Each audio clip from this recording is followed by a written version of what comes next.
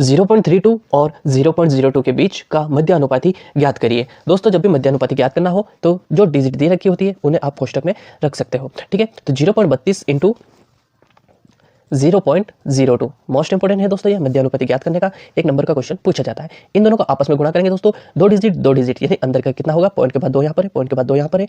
अंदर देखिए दोस्तों, पॉइंट के बाद क्या आएगा, 32 दूना 64 यानी कि 0064 आएगा, ठीक है दोस्तों। कितनी डिजिट बनेगी, 2 2 4, 2 और 2 4। जब मैं इसको अंडर रूट से बाहर निकालूंगा दोस्तों तो 2 0 से 1 0 बाहर आएगा, 64 का आएगा 8। आप सभी को पता है 64 किसका होता है, 8 का होता है, ठीक है। तो यहाँ पर अपने को राइट आंसर क्या मिलेगा दोस्तों, 0.08।